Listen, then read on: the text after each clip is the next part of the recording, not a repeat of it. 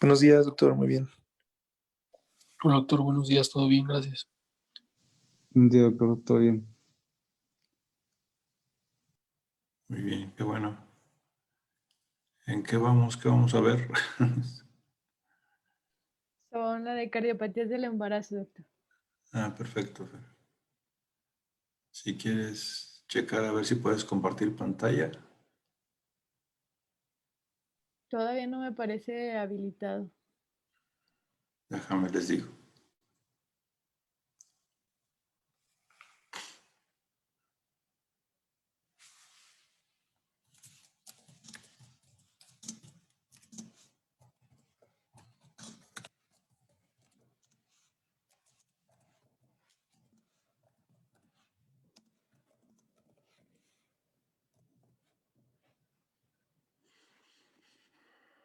¿Qué cateterismo hubo el viernes? Doctores, R3. El del señor Rubén, doctor, un paciente de la consulta de que lo captó el doctor Vidal, paciente con angina, y se documentó en un eco de estrés, discinesia del septum apical.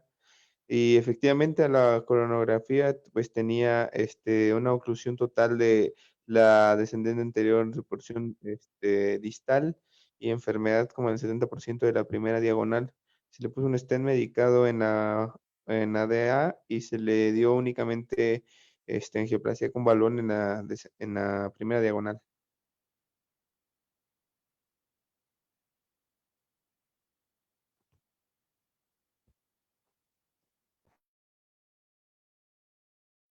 La oclusión crónica. Ya está habilitado, Fernanda, para compartir pantalla. Les preguntaba si se pudo ocluir la oclusión crónica. ¿Era vaso grande? Sí, doctor, se pasó la guía sin problemas. Fue pues Perfecto. ahora sí que anterógrado. Ninguna complicación. No, ninguna. Se fue de alta el paciente el día sábado y pues ya tiene citas con nosotros. Ok, perfecto. Vamos entonces a comenzar. ¿Qué les ha dicho el doctor Leiva? ¿Hay artículo para mañana?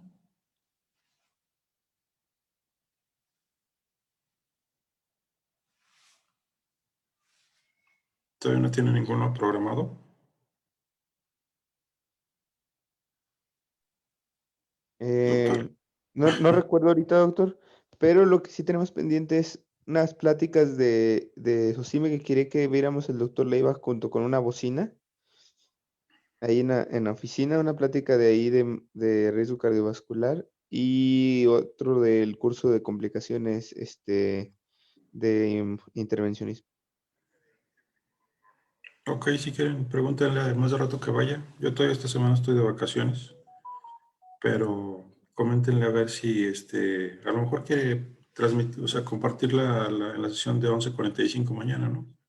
Aparte de revisar alguna ahí en ahí en la oficina, ¿no? En la sala de juntas. Correcto, doctor. Ok, bueno. Adelante, Fernando.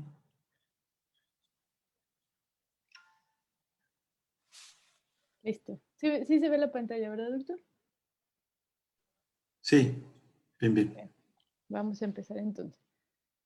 Bueno, de las cardiopatías del embarazo vamos a encontrar que las enfermedades cardiovasculares van a complicar del 1 al 4% de todos los embarazos, que hay una alta prevalencia de hipertensión complicando más o menos con el 10% y que las muertes maternas por cáncer cardiovascular aumentando de 3 a 15% en los últimos 30 años, esto en los países desarrollados. Aún la prevalencia es todavía aún más alta en los países en subdesarrollo o en vías de desarrollo.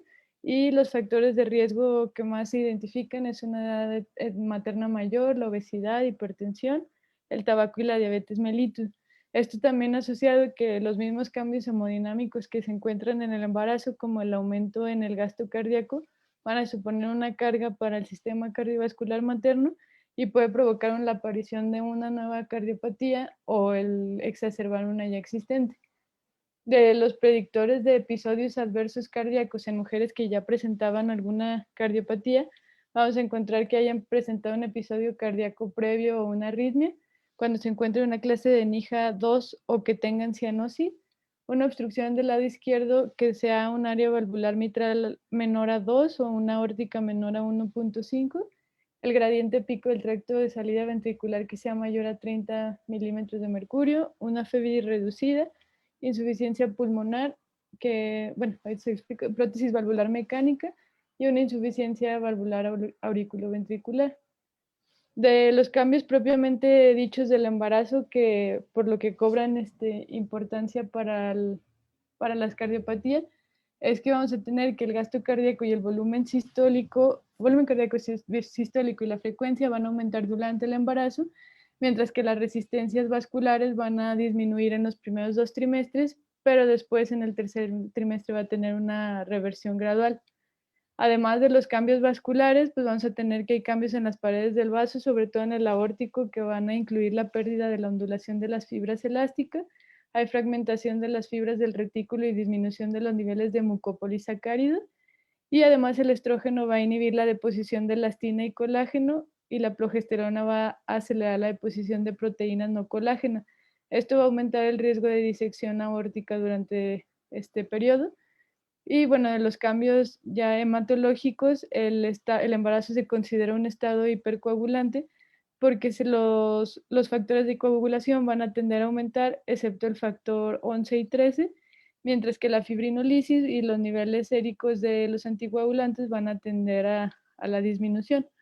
Los glóbulos rojos aumentan en menor medida que el volumen plasmático de la embarazada, y esto va a llevar a una hemodilución fisiológica.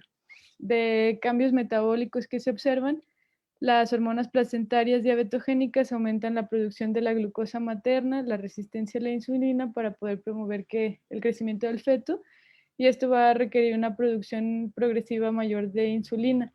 Cuando las células betas no pueden cumplir con esos requerimientos, se hace un estado de hiperglucemia persistente, y ahí se va el desarrollo de la diabetes gestacional cuando no se logra la compensación.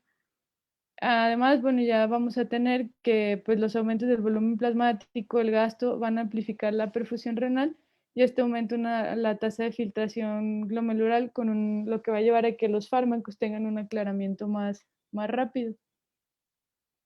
Ya con esto tenemos que, bueno, el embarazo va a estar contraindicado en pacientes que tengan una hipertensión pulmonar de cualquier causa. Mencionan ahí que no hay un nivel preciso en el que digan que con esos milímetros de mercurio la presión pulmonar esté contraindicado, pero sí hay literatura que dice que cuando es mayor al 60 o 70% de la presión sistémica es cuando ya se va a asociar a un compromiso materno.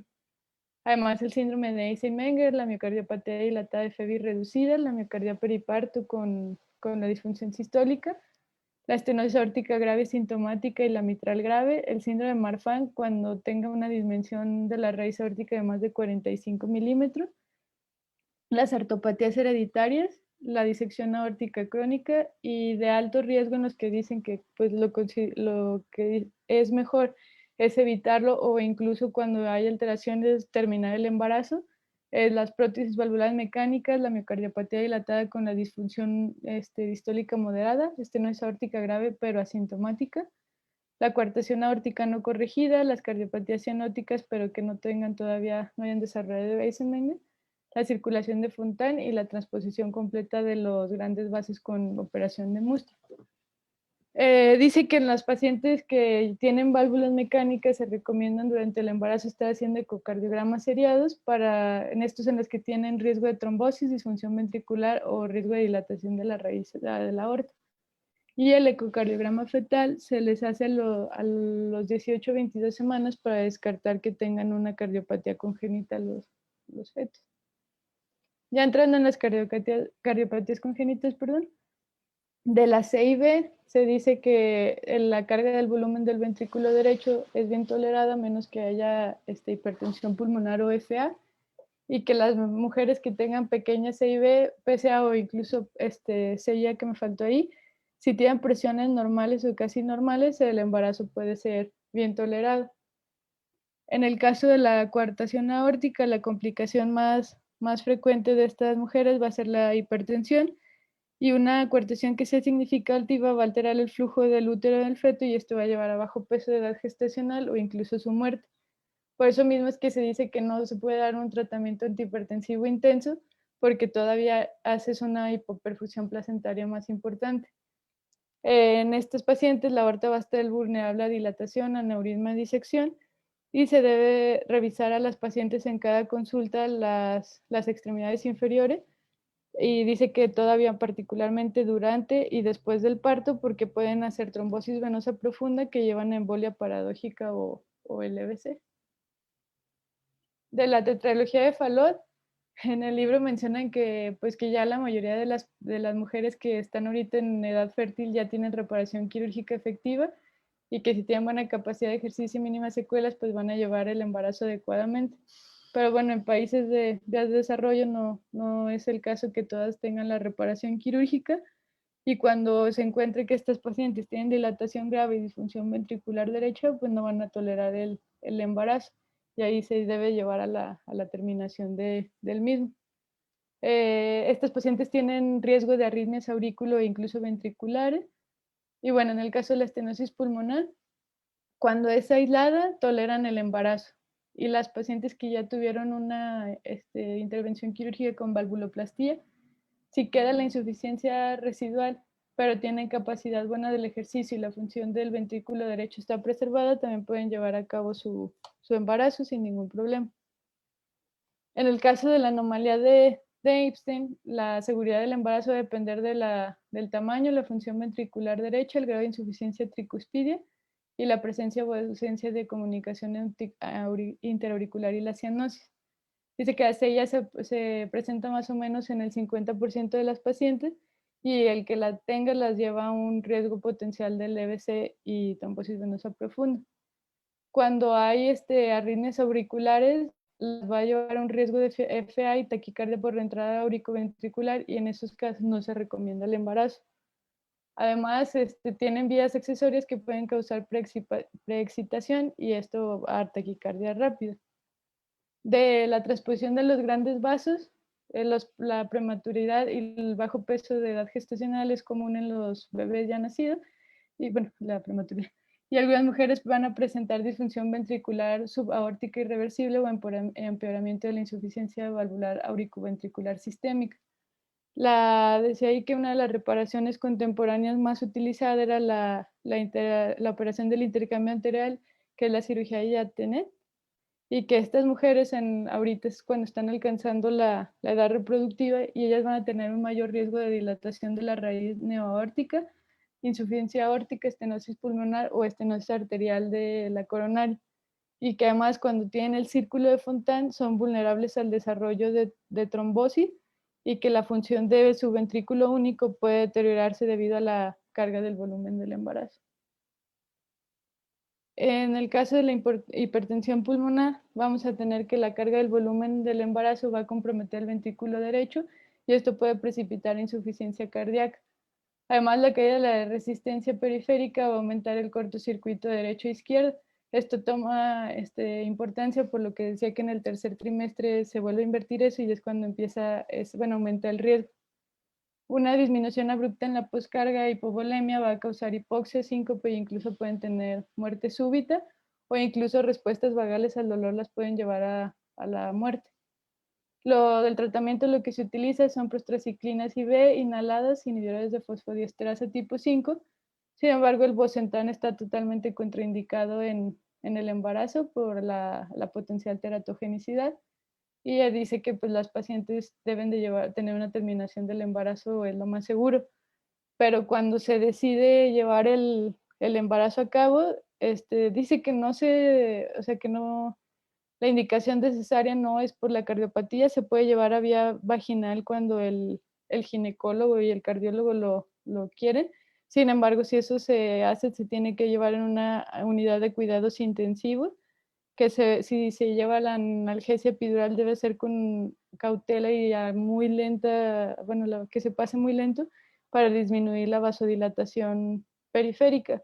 Y sí se debe de evitar una segunda etapa prolongada y que la paciente no tenga pujo. La monitorización intrahospitalaria debe continuarse 2 semanas después del parto y creo que se debe tener en la terapia. De las cardiopatías, la congénita, la más frecuente, las alteraciones genéticas, es el síndrome de Marfan, que vamos a tener que es un trastorno del tejido conectivo, tiene un patrón autosómico dominante, es una mutación en el gen FBNI, que es codificante de la glucoproteína de fibrilina, perdón. Y como ya les mencionaba en las contraindicaciones, este se contraindica si la aorta ascendente es más de 4.4 o otra literatura dice más de 4.5 del diámetro. Además, en las guías europeas sugieren que el reemplazo pues, debe ser si la aorta es superior a 4.5. Cualquier dolor torácico que tengan estos pacientes debe ser evaluado inmediatamente por el riesgo que tienen de disección. Dice que pues, en teoría la mayoría de las mujeres que llegan embarazadas, ellas ya están recibiendo beta bloqueadores o ARA2, y en el caso de los beta bloqueadores, pues se deben continuar durante el embarazo porque ayudan a la prevención de la dilatación y de la disección aórtica, pero los ARA sí se tienen que retirar por el riesgo de teratogenicidad. Deben de recibir vigilancia ecocardiográfica cada 6 a 8 semanas de la raíz aórtica, y bueno, eso nada más de Marfan. De las valvulopatías, la más frecuente es la estenosis aórtica, que habitualmente es secundaria a una válvula aórtica bicúspide, y en países de bajos recursos mencionan que es secundaria a cardiopatía reumática. La reparación quirúrgica que fue previa al embarazo debe considerarse cuando la aorta es mayor a 5 centímetros, y la estenosis aórtica leve y moderada dice que es habitualmente tolerada por la paciente cuando tienen buena capacidad de ejercicio y que están asintomáticas. Cuando es grave, aumenta la incidencia de insuficiencia cardíaca, arritmias y parto prematuro.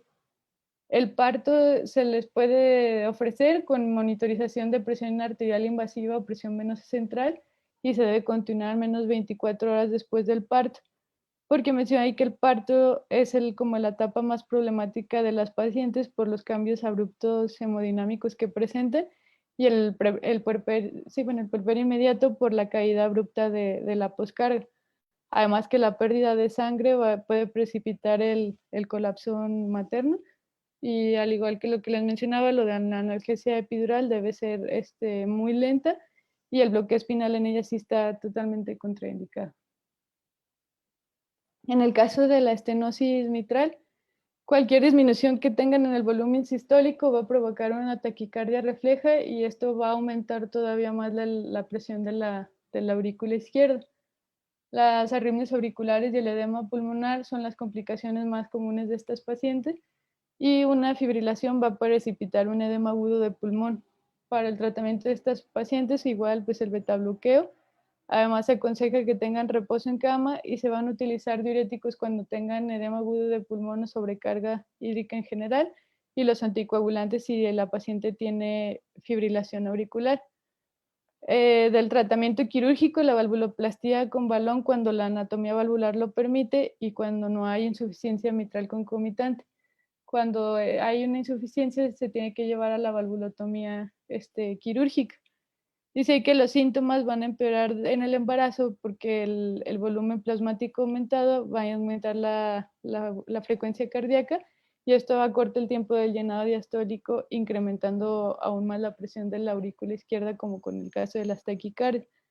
Es una valvulopatía que tiene una alta tasa de morbimortalidad, y se recomienda que tuvieran la cirugía pues previo al embarazo en caso de que se detectara.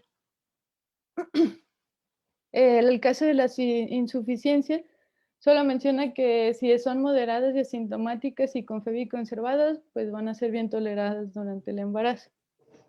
Y ya en el caso quirúrgico, bueno, las prótesis biológicas son prótesis que son menos trombogénicas que las mecánicas, pero van a tener una tendencia de generarse más rápido, en un promedio de 10 a 15 años. En cambio, las mecánicas pues tienen mayor longevidad, pero van a requerir anticoagulación, y esto tiene mayor probabilidad de muerte fetal, hemorragia placentaria y trombosis valvular protésica, que son las cosas que se toman en cuenta cuando hay una mujer en edad fértil requiere un recambio de prótesis. Ya me regeneré. Del tratamiento para esto, pues la exposición fetal a la warfarina, cuando se hace entre las 6 y las 9 semanas de gestación, va a llevar una embriopatía por warfarina que se caracteriza por una epífisis punteada y una hipoplasia nasal. Cuando es después de las 9 semanas, la fetopatía es fetopatía por warfarina y es atrofia óptica y anomalías en el sistema nervioso central. Se dice que el riesgo es más o menos de 2 a 4% en la embriopatía y que la desventaja de discontinuar la warfarina es que va a aumentar pues, el riesgo de trombosis valvular materna. La tasa de nacidos vivos es mayor con el uso de la heparina de bajo peso molecular, pero las complicaciones tromboembólicas y la mortalidad materna está aumentada. Cuando ya se utiliza, la heparina de bajo peso molecular debe descontinuarse 36 antes del parto y cambiarse por una heparina fraccionada. Dice que cuando inicia antes de las 6 semanas de gestación la heparina, pues este riesgo va a estar disminuido. Ya entrando en el caso de las cardiomiopatías, vamos a tener que la incidencia en general, así de cuando son miocardiopatías de nuevo inicio, se desconoce y que las de miocardiopatía periparto son muy variables. Tiene un reporte ahí de que en Nigeria es 1 de cada 100 y sin embargo en Dinamarca es 1 de cada 10,000. Sin embargo, la mortalidad mundial por miocardiopatía periparto sí se conoce, bueno, más o menos un estimado y es del 2 al 0.4%. El embarazo, por todos los cambios hemodinámicos que les mencionaba, puede hacer que una miocardiopatía que ya existía y estaba previamente asintomática se revele, siendo congénita o que bien se adquiera durante el mismo. En el caso de la miocardiopatía dilatada, habitualmente esta va a ser de causa idiopática, pero hay otras secundarias, efectos de drogas, toxinas o infecciones, y otras muy raras, pues las genéticas. Y cuando se encuentra ya previa y tiene una FEBI menor al 30% o una clase funcional de 3 a 4, se contraindica el embarazo.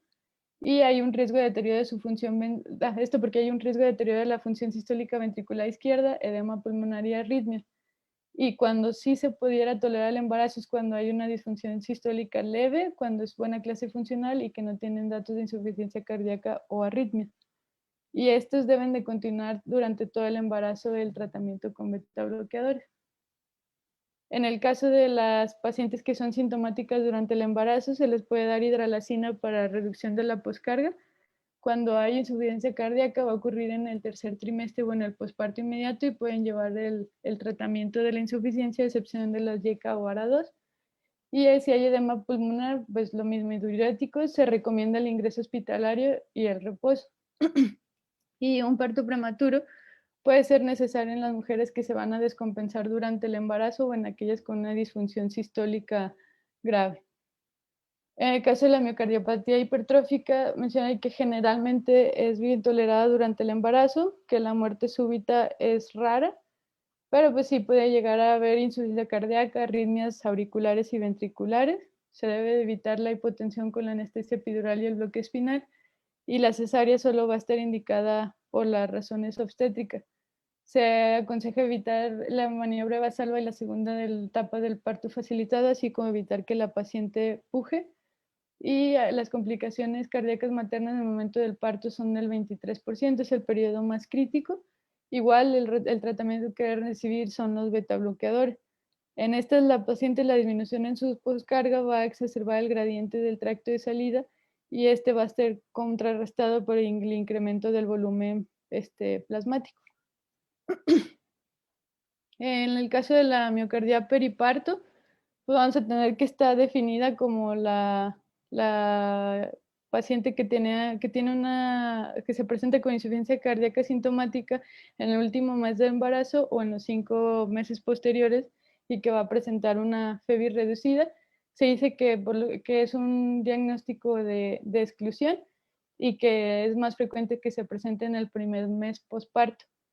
Los factores de riesgo más asociados es la raza africana, la preeclampsia, hipertensión, embarazos multíparos, la edad materna mayor a 30, el tabaquismo, diabetes e hipertensión. Perdón. Y de los síntomas, pues se pueden presentar síntomas de falla cardíaca, que luego por como son los cambios hemodinámicos del paciente, al inicio pueden como confundirse por como la misma evolución.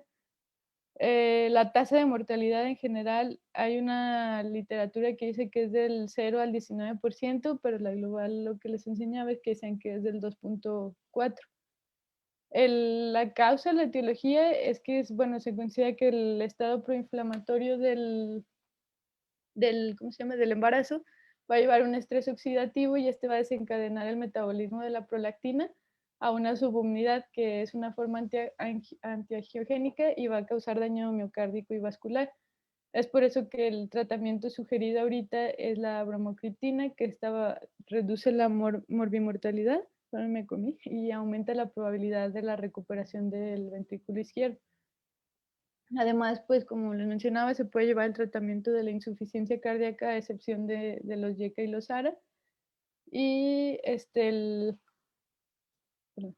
bueno, después del embarazo, tienen que ya continuar con su tratamiento de lo de la falla, la anticoagulación, si hay una disfunción grave del ventrículo, de la FEBI, perdón, y cuando haya inestabilidad hemodinámica después del parto, pues se puede considerar cardiovertir o desfibrilar según el contexto del paciente.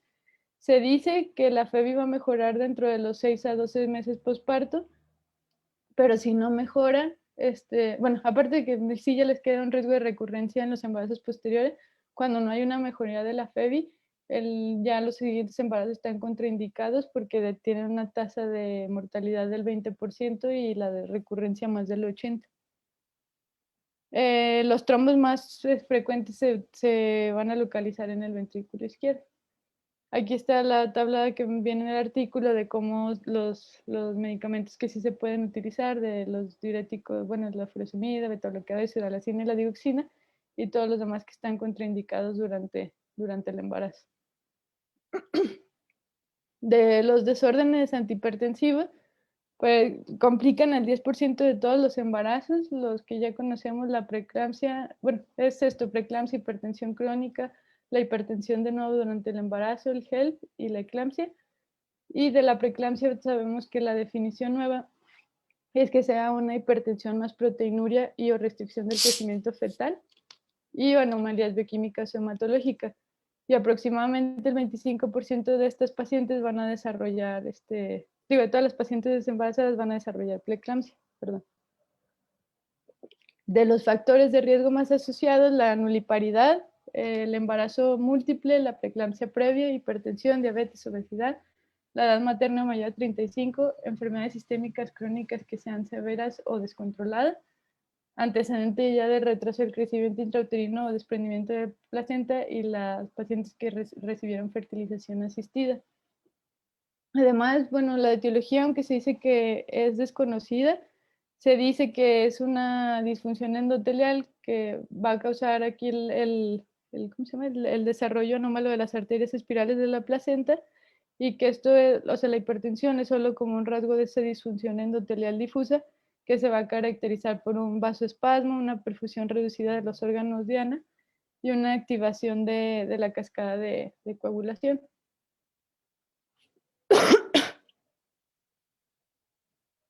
Ay, perdón, eso nada más del tratamiento, del tratamiento en las pacientes que tienen alto riesgo, que tienen los factores de riesgo mencionados, se les puede considerar iniciar la aspirina en las 16 semanas o hay literatura que incluso la recomiendan entre las 2 semanas de gestación y pues continuar hasta el término del embarazo o incluso después. Ahí las guías de ginecología dicen que la dosis es de 81 miligramos, pero las de cardiología recomiendan de 100 a 150 miligramos. Y dice que la presión objetivo es una diastólica de 85 o una sistólica entre 110 y 140. Los fármacos más utilizados pues van a ser la metildopa, los bloqueadores de los canales de calcio o los betabloqueadores. En el caso de la hipertensión grave, el nifedipino, la betalol IV, la hidralazina IV y se utiliza el sulfato de magnesio para neuroprotección del feto. Se debe llevar a inducción el trabajo de parto a las 37 semanas o incluso antes si se puede y cuando hay preeclampsia grave o HELP se induce en cuanto se lleve a la estabilización de la madre. La presión arterial normalmente se estabiliza después del parto, pero dice que puede tener como un rebote entre los 3 y 10 días del puerperio, por lo que tienen que llevar un seguimiento estrecho. De los trastornos tromboembólicos van a complicar el 0.5 a 2%, digo, a 2 de cada 1000 de los embarazos y van a causar 1.1 de las muertes por cada 100,000. La incidencia es más importante en el posparto, que son 5 de cada 1000, y es 3 veces más común que la embolia pulmonar. La tromboembolia venosa va a causar el 3% de las muertes maternas en países en desarrollo y 14% de los desarrollados. Los factores de riesgo es diabetes mellitus gestacional, embarazos, bueno, en el caso del embarazo, es esto, diabetes gestacional, embarazos múltiples, nulliparidad, cesárea, preeclampsia, y los generales ya conocidos, lo de la tromboembolia venosa previa, obesidad, tabaquismo y trombofilia. Esto es por lo que ya les mencionaba de que el embarazo es un estado de hipercoagulabilidad por el aumento de los factores y porque aparte la velocidad del flujo venoso va a estar reducida por la vasodilatación fisiológica que tienen y la compresión de la vena cava por el parte del útero grávido. En estos pacientes es necesaria una profilaxis adecuada cuando tienen estos factores de riesgo, y los anticoagulantes orales no antagonistas de la vitamina K no se recomiendan porque van a atravesar la placenta, tienen efectos teratogénicos y se deben de evitar durante todo el embarazo, pero en especial atención durante el primer trimestre cuando se tienen que llegar a dar. La heparina de bajo peso molecular, esta no va a atravesar placenta y va a ser la primera opción.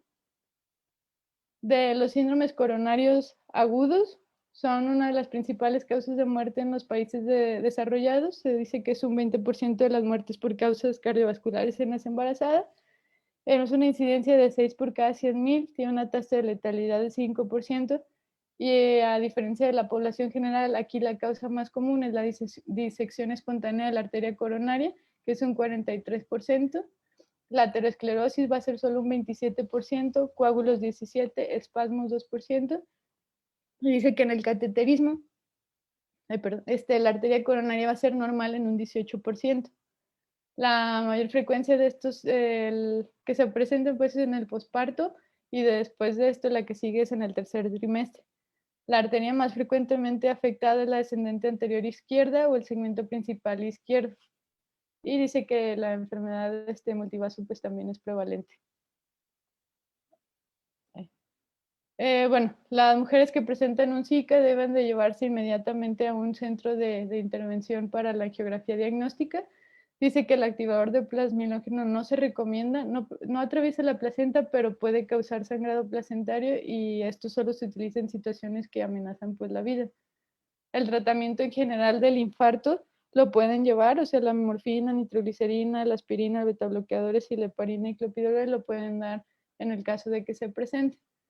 De los factores de riesgo, los primeros que son estos son los generales, que son como para enfermedad aterosclerótica, que sea obesidad, edad mayor a 35, tabaquismo, diabetes, hipertensión y antecedentes de familiares de Zika. Pero en el caso de que las embarazadas, lo más frecuente es la disección aórtica, pues los que cobran importancia es las displasias fibromuscular y vasculopatías genéticas. Las mujeres van a presentarse con síntomas atípicos, y entonces dice que con ellas todo dolor precordial en cuello, epigastrio, brazo o cualquier disnea debe evaluarse rápidamente con un electrocardiograma y con troponinas cardíacas. En el caso del infarto con elevación del ST, la intervención coronaria percutánea primaria con stents de metal es su primera elección cuando es en el tercer trimestre. Se requiere más o menos un mes de terapia dual de antiagregación, y esto se da porque permite la interrupción oportuna durante el periodo periparto. Los stents de nueva generación se pueden utilizar desde los 2 primeros trimestres, pero van a requerir 3 meses de la terapia dual. No se va a recomendar el tratamiento trombolítico, por lo que les mencionaba.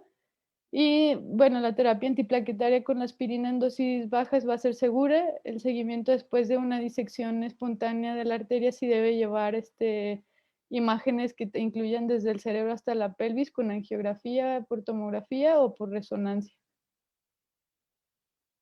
En el caso de la endocarditis, se va a presentar con mayor frecuencia en pacientes que ya tengan o cardiopatías congénitas o válvulas cardíacas protésicas.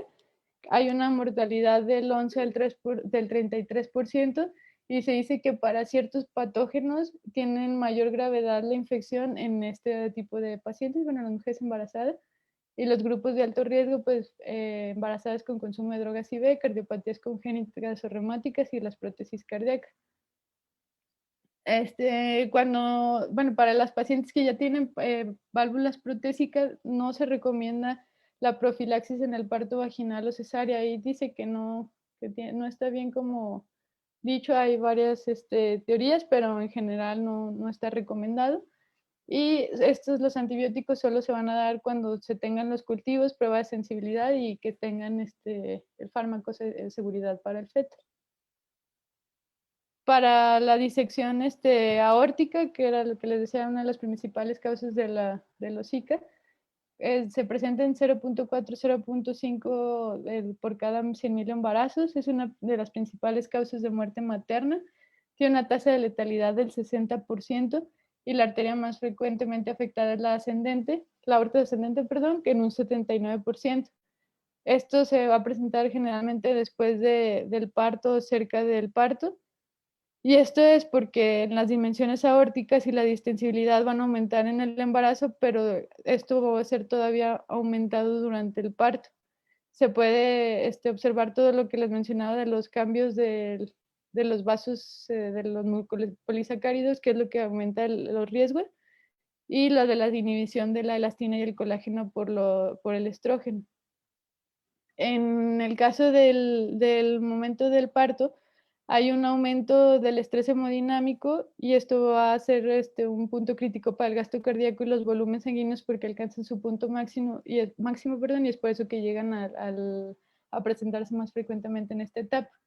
De los factores de riesgo encontrados, edad avanzada, hipertensión, preeclampsia, y lo que les mencionaba, los trastornos del tejido conectivo o enfermedades genéticas como Marfan, el síndrome de Loeys-Dietz, Turner y Ehlers-Danlos, y las cardiopatías congénitas de la válvula aórtica bicúspide o coartación aórtica. En el caso de las mujeres que tengan alto riesgo de disección aórtica, se les debe dar imágenes previas del embarazo cuando llegan antes de embarazarse, y cuando ya están durante el embarazo se debe hacer ecografía regular para estar midiendo la raíz aórtica.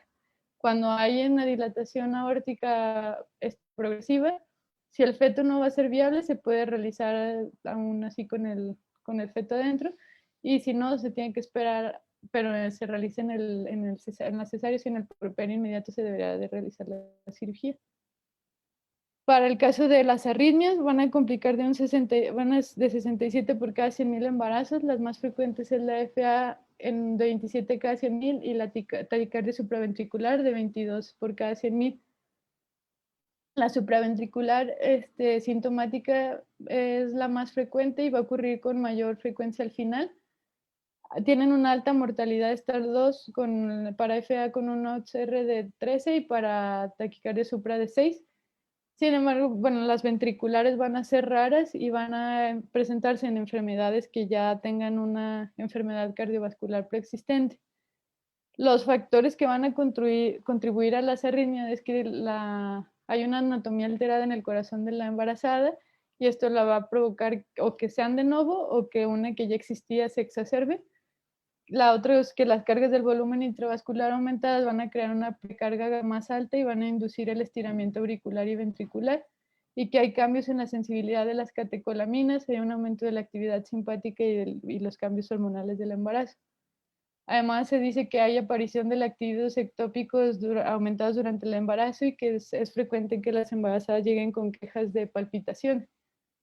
Pacientes que tienen cardiopatías congénitas, que tienen ya anomalías anatómicas o que han sido intervenidas y tienen cicatrices quirúrgicas, también tienen un riesgo aumentado. Y otra es, las embarazadas van a presentar una taquicardia fisiológica, y el aumento de su contractilidad puede exacerbar otro tipo de arritmia. ¿Qué más? En estos pacientes la monitorización se debe realizar con electrocardiograma y Holter cuando son arritmias importantes o que se logra catalogar en el electro, se deben de llevar a Holter. Se dice que todos los antiarrítmicos van a atravesar placenta y que deberían evitarse durante el embarazo o posponerse durante el primer trimestre, pero en el caso de que haya una taquicardia supraventricular sostenida se deben de realizar, y los que se utilizan es la procainamida, la adenosina, digoxina y bloqueadores beta, que en realidad se consideran seguros solo con efectos adversos. Y cuando haya inestabilidad hemodinámica que se requiera, se puede hacer cardioversión eléctrica, incluso implantación de marcapasos o opción. Para el caso de las arritmias supraventriculares, cuando se acompañan de FA, es que indica que hay una cardiopatía estructural subyacente y lo más frecuente es la estenosis mitral. El tratamiento va a ser el mismo que la no embarazada. Van a ser arritmias frecuentes durante el embarazo y bueno, el tratamiento, lo que decía, la adenosina IV, cuando hay una taquicardia por reentrada y que no hayan fracasado las maniobras vagales. Los betabloqueadores y la digoxina se pueden utilizar para disminuir el riesgo de la recurrencia, y estas taquicardias pueden ocurrir en mujeres que no presentaban ninguna cardiopatía, o sea, también es en personas normales. Y ya en el caso de la taquicardia ventricular, pues es una taquicardia poco común. Cuando se tiene la taquicardia, síncope y muerte súbita, es en mujeres embarazadas que presentan síndrome del QT largo y generalmente ocurre en el posparto. El tratamiento depende de la afección cardíaca subyacente y del estado hemodinámico de la paciente, y en el caso de la idiopática y con estabilidad hemodinámica se da beta bloqueadores o bloqueadores de los canales de calcio. Y pues ya, sería todo.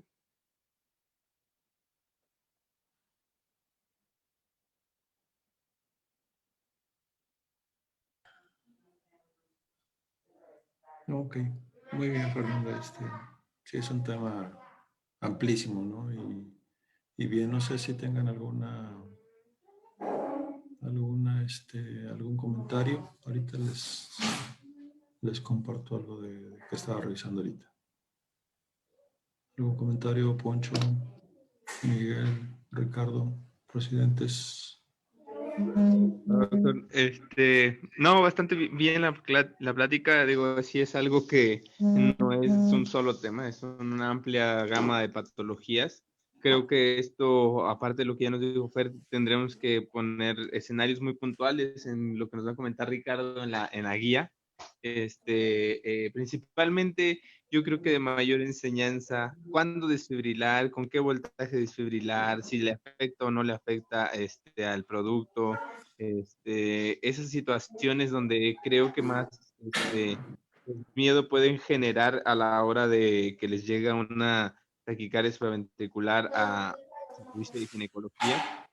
¿Qué medicamentos se pueden dar para los pacientes que tienen ahí también taquicardias supraventriculares? ¿Cuál es la clasificación de acuerdo al potencial teratogénico que tienen? Y el manejo de la miocardiopatía periparto, ¿no? ¿Hasta cuándo es miocardiopatía periparto en cuanto a los tiempos, que es algo que preguntan frecuentemente en los exámenes?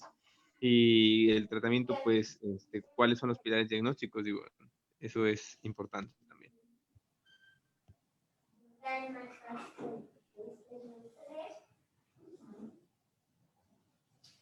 Sí, muy bien. Si quieres, puedes dejar de compartir la pantalla, Fernanda.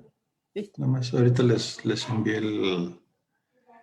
envié un artículo al chat. Ahorita, yo creo que más bien lo viste, pero quería remarcarles algo que me pareció interesante, que yo no había caído en el contexto. Ya están viendo mi pantalla, ¿verdad? Sí, doctor. Bueno, aquí viene la tabla de un resumen, ¿no? de los fármacos, pero yo no había caído en cuenta de esto. Ahorita va, esto.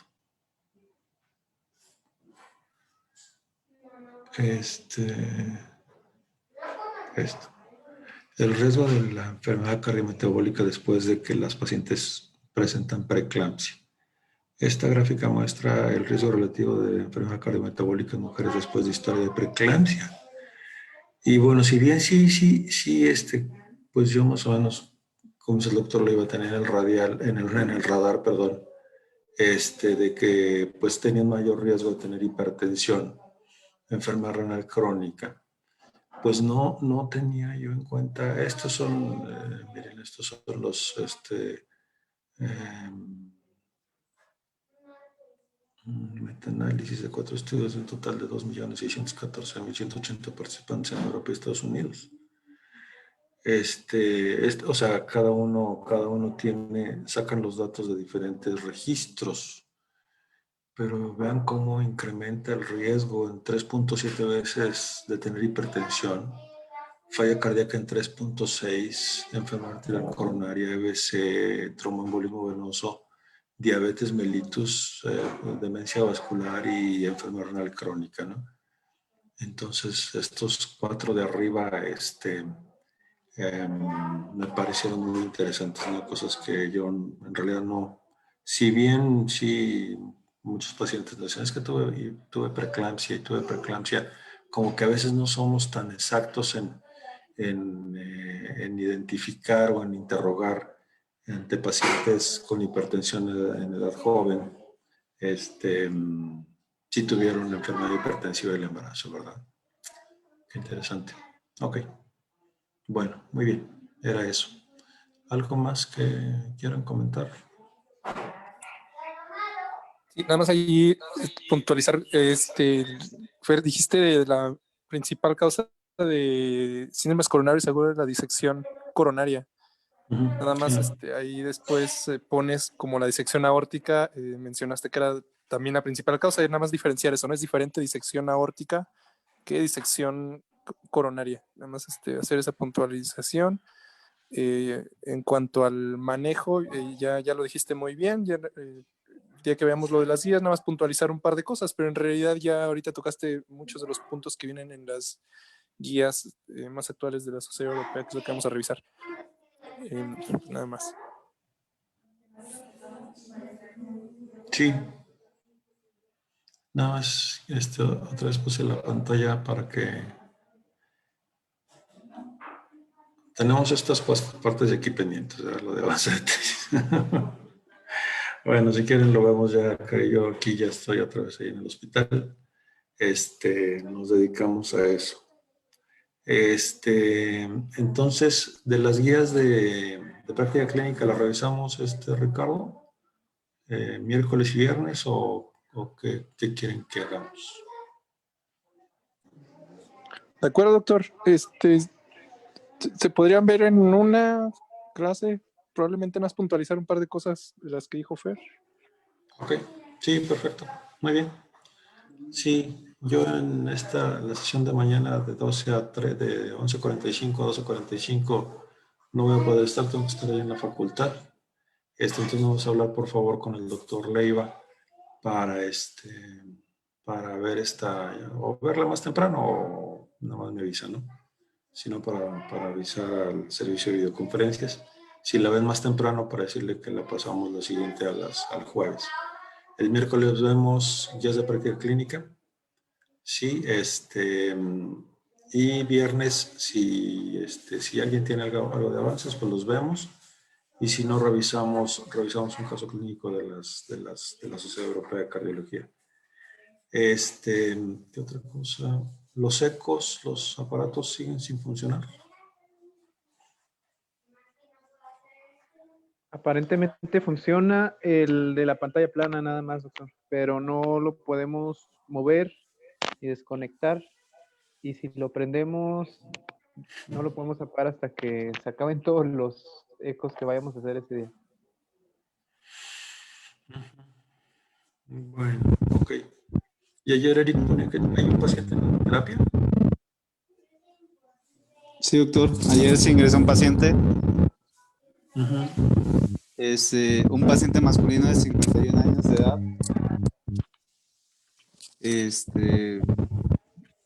Con carga genética para diabetes, hipertensión.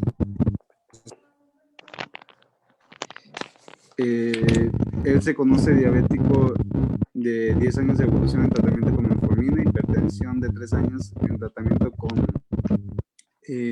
losartán con mal apego al tratamiento y es fumador igual, ocasional cuando él igual tiene ingesta de alcohol.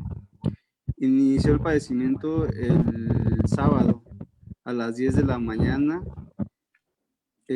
con dolor torácico después de actividad sexual y él llegó más o menos después del dolor a las más o menos como a las 11 de la mañana, 11:30 más o menos. Se le tomó el electro con elevación del ST en cara inferior en D2, D3, ABF y se trombolizó más o menos con 2 horas de retraso del tratamiento, tuvo reperfusión, realmente sin complicaciones.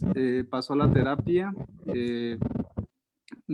ahí nada más en la terapia estuvo taquicárdico, posteriormente pues tuvo elevación, tuvo descenso ya del ST y nada más presentó un episodio de taquicardia ventricular, pero no sostenida. Se inició beta bloqueo para mejorar la frecuencia cardíaca y por el episodio de taquicardia ventricular. Y pues realmente pues sí, ha estado muy estable, sin complicaciones. Bueno, ok. No le han hecho el eco, sino de ratito. Es la máquina que no funciona, ¿verdad? La que teníamos ahí en la terapia. Sí, doctor, es la que no funciona. O sea que se tendría que llevar a la sala de eco para que no se eche a perder la máquina, la de pantalla plana. Y lo movemos para hacerle el eco. Bueno, ok, jóvenes. Muy bien. Perfecto. Bueno, pues nada, estamos en contacto. ¿Sí? Sí, doctor. Dale, gracias. Gracias, doctor. Hasta luego. Dale, bye.